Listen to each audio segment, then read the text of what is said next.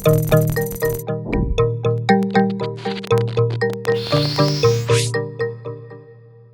faut bien se rappeler que jusqu'à 7-8 ans, le développement de l'enfant, il est absolument énorme, tout ce qui s'y passe, et notamment au niveau du développement moteur. On a le développement de tout ce qui est la motricité globale, donc c'est vraiment bouger avec tout son corps, prendre place dans l'espace, se déplacer d'un endroit à l'autre, sauter, courir, etc. Et tout ce qui est aussi la motricité fine, donc ça va être manipuler des objets, découper, dessiner, plus tard écrire, etc. Donc ça, c'est vraiment des apprentissages très importants qui ont lieu les premières années de vie.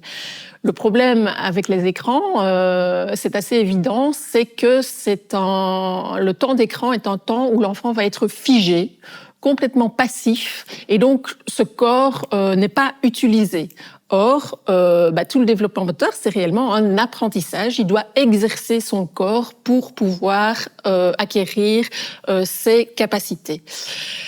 Alors, d'autre part, tout ce qui concerne le développement sensoriel, les écrans stimulent avant tout la vue et l'ouïe dans une moindre mesure. Et donc, il y a effectivement un appauvrissement sensoriel pour les enfants qui passeraient beaucoup de temps devant les écrans parce que les autres sens ne sont pas sollicités. On peut penser au goût, au toucher et à l'odorat, mais aussi à d'autres sens, comme la proprioception, c'est-à-dire sentir les différentes parties de son corps dans l'espace, ou encore le sens de l'équilibre, ces choses-là.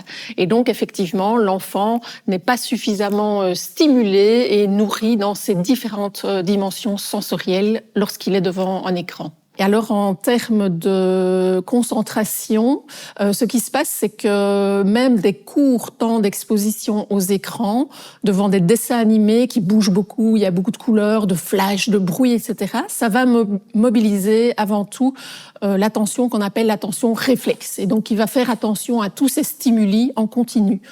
Or, pour apprendre à l'école, notamment, l'enfant aura besoin de mobiliser son attention dirigée, volontaire, ce qu'on appelle aussi la concentration, sur un temps plus long. Et donc, c'est vraiment là qu'on voit l'impact négatif des écrans.